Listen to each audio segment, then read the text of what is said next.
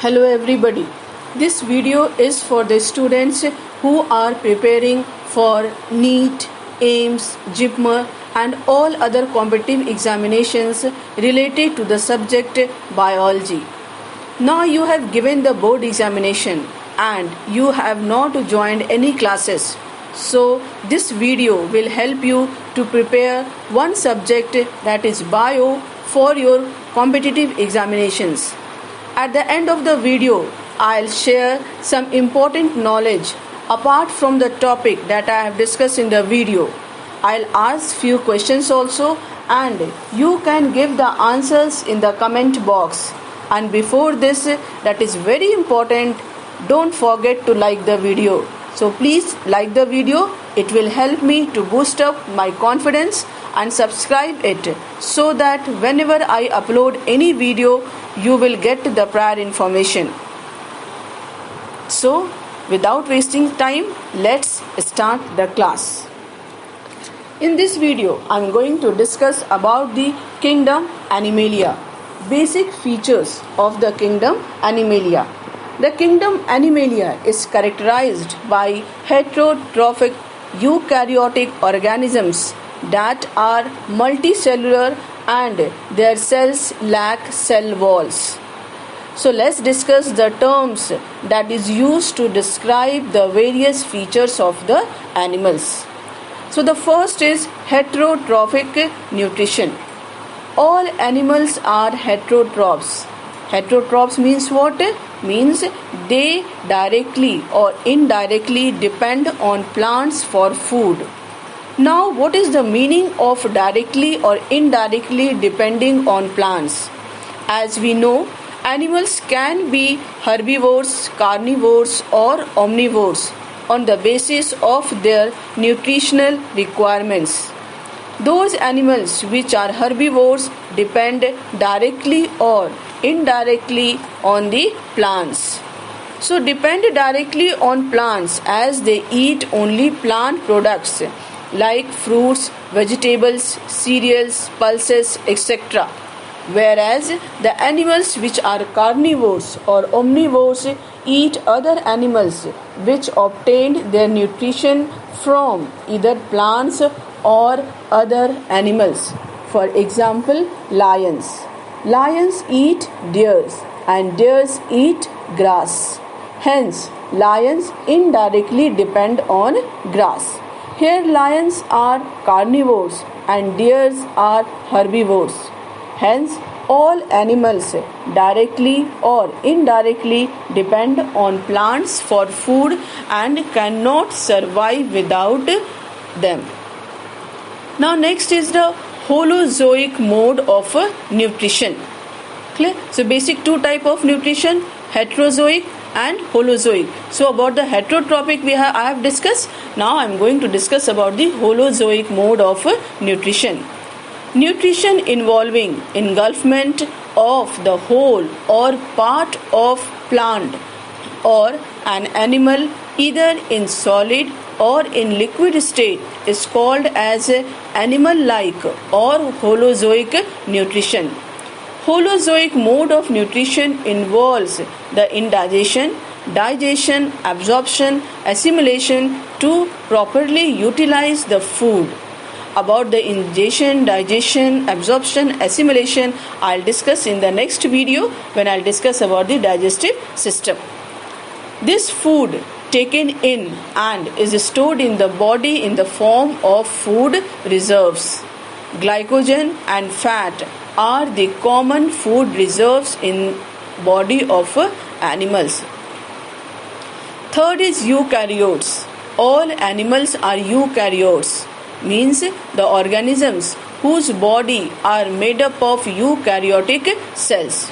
Then the question comes, what is eukaryotic cells?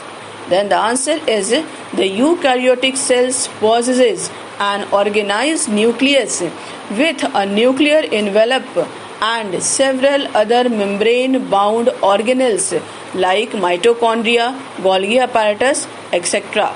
for carrying out specialized functions. You know the functions of Golgi apparatus, secretion. The function of mitochondria, what? It called the energy. It gives the energy to the cell. Clear? So, unlike plant cells, the animal cells do not have any cell wall, and this is the basic difference between the plant cell and the animal cell. That plant cell have cell wall, whereas animal cells do not have cell wall. They only have cell membranes to maintain their shape and form. Clear?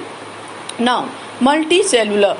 No animal is unicellular. All are multicellular. Means their body is made up of what? More than one cell. Now some can have hundreds of cells and some others billions or more than that. But they all are said to possess multicellularity. Now the next is growth. The animals show a definite growth pattern from birth to death. Animals move from place to place in search of means all of them grow into adults that have a definite shape and size. Sometimes the adult forms are remarkably different from their young ones, about which we will study in the topic when I discuss about the metamorphosis. Now the next is the locomotion. Most of the animals are capable of locomotion. Locomotion means what? When they change their places. This is called the locomotion. And when they change, means when they move their body parts at the same place, then it is called as what? Movement. So when you move your hand up and down, when you move your leg up and down, right and left, then this is called as a movement. Clear? But when you are changing your place, then this is called as locomotion. So animals move from place to place in search of food, shelter, mates, etc. Some other animals that cannot move from one place to another and are said to be what? Sessile. Example, sponges. Clear? They remain attached permanently to any solid support, which is called as substratum. Now the next is nervous and sensory control.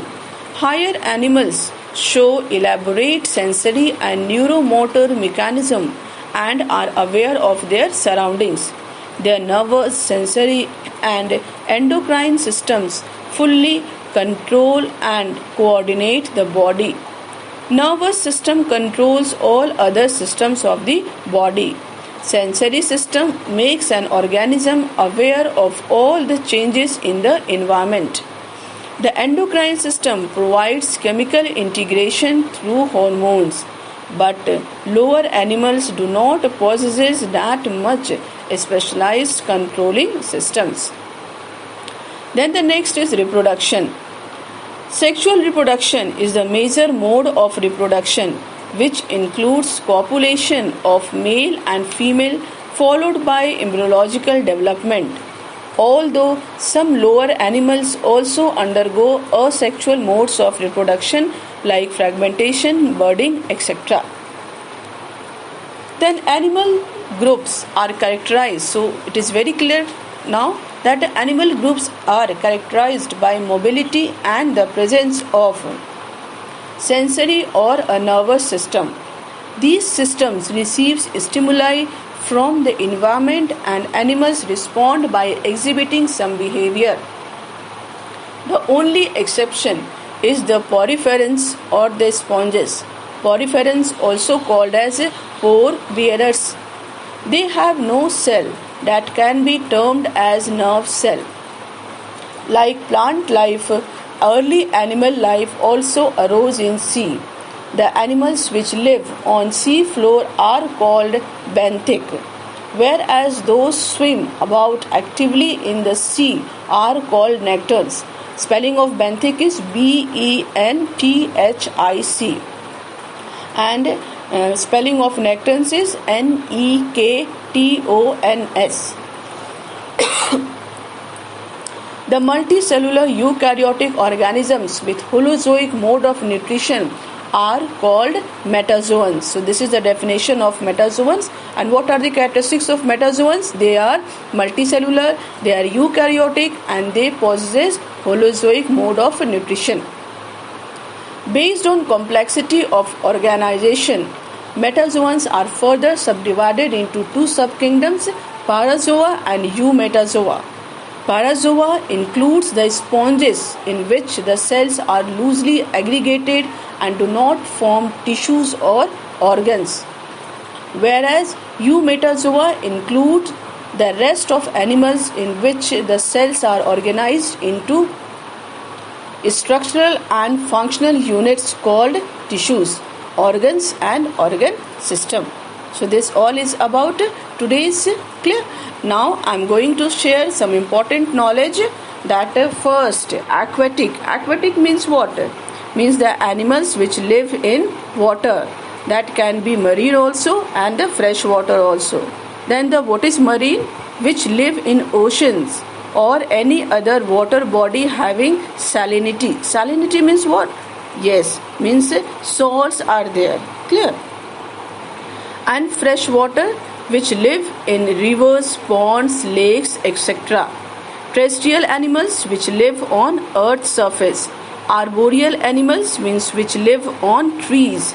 And aerial animals means what? Which fly in air. Clear? Now, one question. Please note it down and please write the answer in the comment box. Okay? List any 5 aquatic animals on the basis of your previous knowledge. Clear? 5 aquatic animals. You know aquatic animals which live in water. That can be marine animal also and that can be fresh also. Clear? Now, question number 2. Which of the following features is common to all animals without any exception? Question again I am repeating.